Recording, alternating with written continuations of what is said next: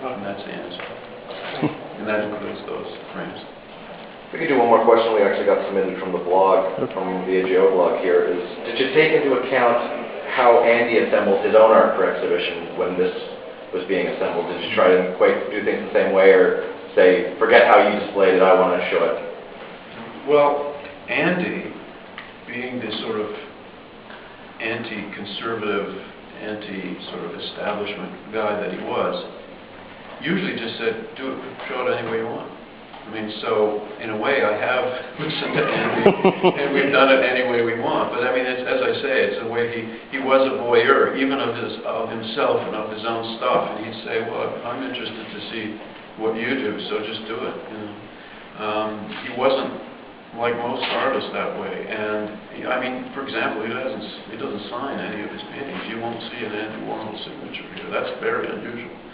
And that had to do with the essence of pop art, which was to kind of subvert the classic notion of art as a unique handmade object that was precious. He wanted to commodify it and make it a sort of mass-produced, easily accessible to everyone kind of thing, like a tin of tuna.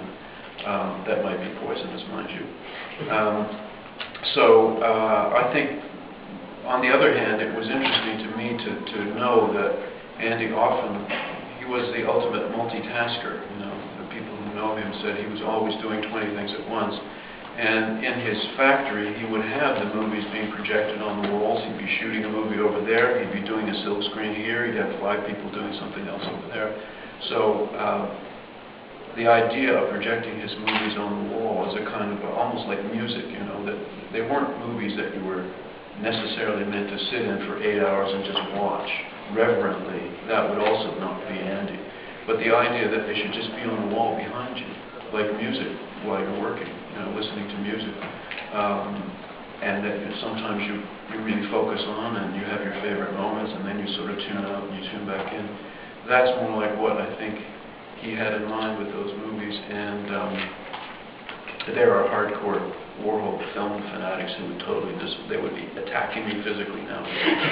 But most people don't sit there for 8 hours and 20 minutes and watch one shot of the Empire State Building. But it's fantastic to be in the room while it changes. And that happened while we were doing this installation, was that we had all the films playing all the time, and then we put the paintings up later, so we were constantly glancing at moments in the films and being, you know, really taken aback and surprised, and especially when they sometimes really directly connected to the paintings that we put beside. So there we go. I think, and I've heard from people who knew him well that he would have loved the show, and in particular would have loved the fact that everybody's walking around with this thing stuck to their ear, listening to the audio guide, because it's very strange when you see like 100 people doing it, which you will see. Thinking about the exploding plastic inevitable, how important do you think Andy's parties were to his art, and what do you think about the relationship between parties and art?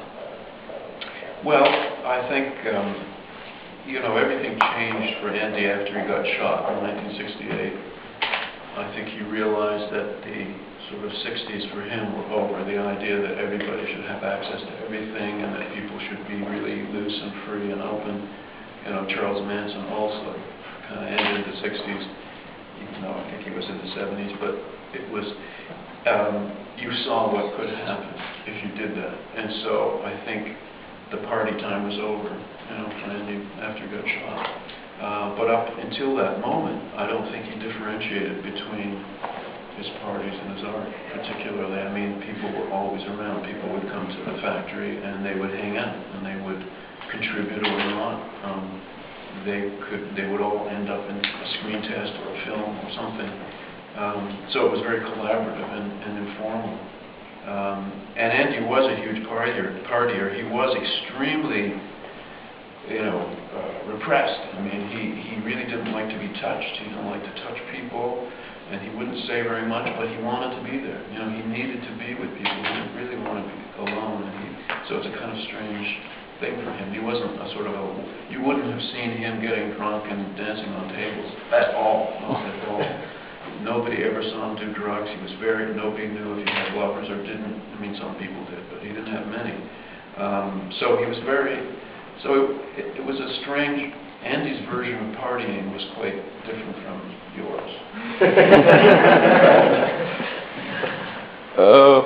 You know what, I remember my very first experience with your work and being profoundly affected by it. By profoundly affected, I mean scared of television static for a week. And a lot of my friends were. In fact, there's a friend of mine who named his cat Dr. Brian Oblivion. But what was your first experience with Warhol's art, and did it affect you right then and there, or did you realize later on that you liked it?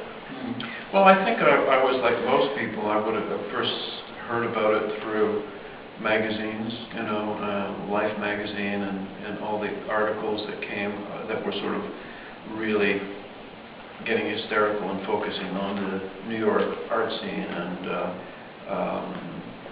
just the 60s zeitgeist and Andy's factory and his superstars. I mean, he did an amazing thing. He's a guy from Pittsburgh who was Slovakian.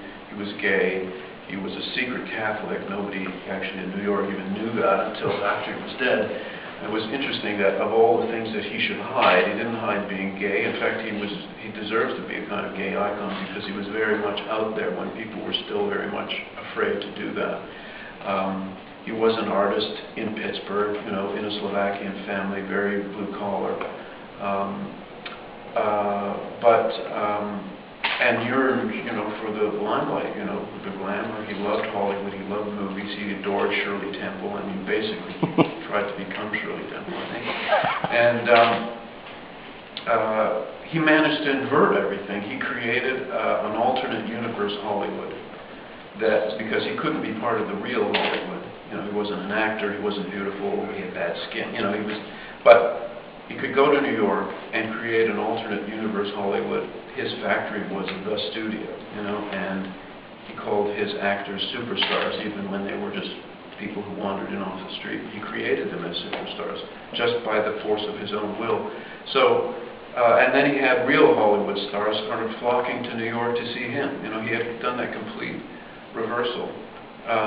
So there was a lot of, and he was not afraid to make himself into a commodity. He wasn't afraid to turn himself into an object that could be bought and sold and possessed somehow. That was all part of his art. So I'm sure, I can't remember the exact moment that I first heard of Andy, but I'm sure it was that way, which is the way most people who didn't live in New York would have heard of him.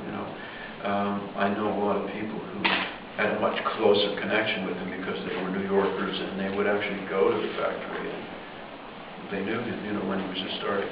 But, so that must have been, I certainly remember moments seeing Chelsea Girls. That was later, which was on 2 screens. It was kind of a twin screen thing. That was really kind of very innovative. But some of his early films, like Blowjob and like Kiss and Sleep, were seen in Toronto. There was an underground movie scene here that I was part of. And we set up a film co-op that was meant to mimic the New York Film Co-op, because that was a way of distributing your underground films. There was no point in making them if nobody could see them, but you don't have distribution, you're not Warner Brothers, you're not trying to do that, so what do? So you set up a film co-op, and a kind of a socialism in some way, and people can come and get your films. They either pay you or they don't, depending. So I was very aware as an underground filmmaker of what Andy was doing, because what he was really saying was access. It was the 60s, do your own thing. You want to be a filmmaker? Grab a camera and be a filmmaker. Now, we all know, 5-year-olds who have made 10 movies already. But in those days, you did not know that. There were not young people who had it. The equipment was expensive, it was obscure. In Canada, there was no movie industry. There was the CBC and the National Film Board, and that was pretty much it. And there were no film schools unless you wanted to learn to be a TV technician at Ryerson. So everything seemed very far away. Movies came from someplace else. You just didn't think of making one yourself until something like the New York Underground. And then you thought, no, wait, I can do this. And that was the most exciting aspect of Andy and the other New York underground filmmakers for me.